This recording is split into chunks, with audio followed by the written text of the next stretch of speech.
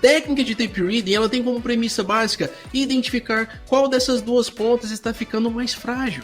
Se é o comprador, a gente vai contra o comprador. Se é o vendedor, a gente vai contra o vendedor. E nesse caso, em questão, a gente compra. Então, a técnica de tape reading, ela tem como premissa básica sempre identificar o lado mais frágil do mercado e sempre atuar contra ele. Se você é iniciante e quer aprender como os players institucionais operam, como eles se portam aqui no mercado, você conseguirá identificar isso através da técnica de tape reading. Essas operações em conta real desse treinamento mostrará para você como que os grandes operam no dia a dia. Veja a seguir um pouco do que você poderá aprender.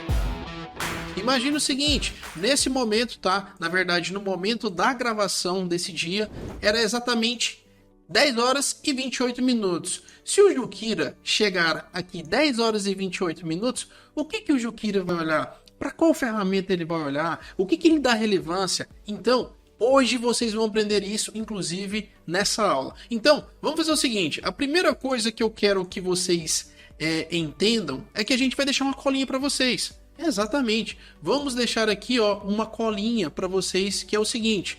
O que o Jukira olha, ele vai colocar aqui e vai deixar isso para vocês, tá? Para ficar bonitinho, tá? Inclusive nessa região aqui. A primeira coisa que eu olho, pessoal, quando eu chego no mercado, é essa ferramenta aqui, ó. É o Volume Price, tá?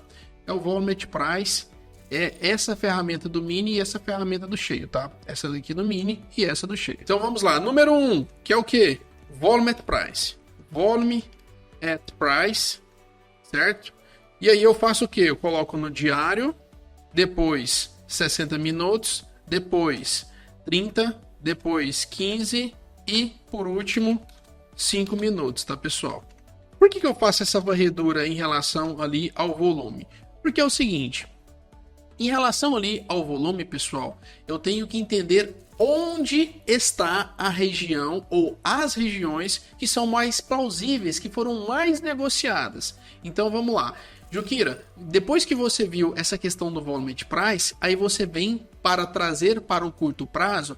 É exatamente isso. Mas, Jukira, o que é curto prazo? Geralmente é o que? É 5, 7 ou dependendo até mesmo da frequência de mercado, até mesmo 15 minutos. Volume de price. E o segundo, liquidez. Seja na compra ou seja na venda. Seja do mini ou seja do cheio. Independente do ativo, se é do mini ou do cheio, eu faço o que? Essa varredura. Então, segunda coisa, pessoal, é o que? É analisar liquidez, tá?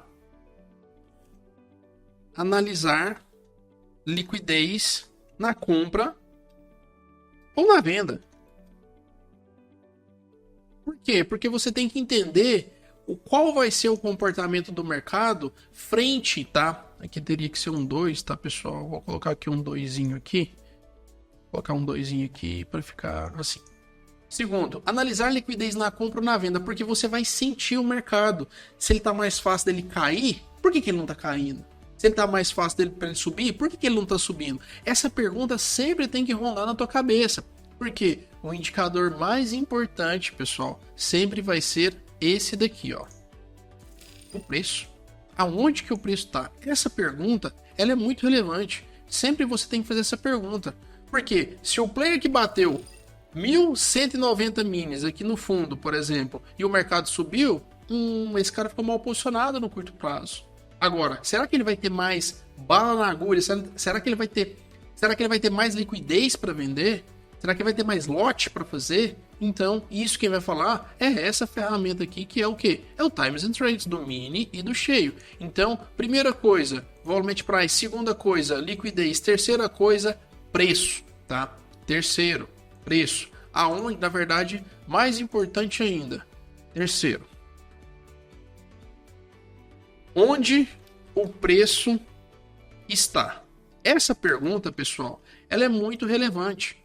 Porque se esse player aqui tá dentro daquela análise que nós fizemos ali em relação ao volume price, concorda ou discorda comigo que essa região aqui é a mais negociada desse bloco de negociação? Não tem como, pessoal, não tem como você discordar. Por quê? Porque no curto prazo é o que ele está mostrando pra gente. Quarto, o tamanho das agressões. Isso daqui, seja na compra ou seja na venda, você tem que olhar. Por quê? Porque você está fora do mercado. Então, se as ordens maiores aqui estão de venda, opa, o comprador ele tá tímido ou não tá dando conta no curto prazo de fazer o quê? De trabalhar aqui esse lote na compra. E aí o que eu faço? Eu vendo aqui 2 contratos no curto prazo, né, pessoal? E depois que eu vendo, perceba o seguinte, aqui nós temos liquidez. Aqui nós temos liquidez no curto prazo, tem que entrar o quê? Times and Trades. Então, eu entrei na operação, certo, pessoal? Vamos lá. Só para identificar aqui, eu entrei na operação. Jukira entrou, ele falou do volume de price, falou da liquidez na compra, falou de onde está o preço, tamanho das agressões. Vamos colocar um quinto aqui, ó. Entrei na operação. Entrei na OP, tá? Sexto, analisar. Vou colocar aqui, ó, TNT, Times and Trades. Que é o que? Essa ferramenta aqui, ó. Entrei na operação, eu tô vendido. O que eu tenho que olhar? Eu tenho que olhar a venda. Não pode ter compra. Não pode ter compra, pessoal. Então, eu vou analisar o que? O Times and Trades. Tá entrando venda? Que bom. Por quê? Porque eu tô vendido. Eu não quero que aqui entre compra, pessoal. Eu quero que entre venda.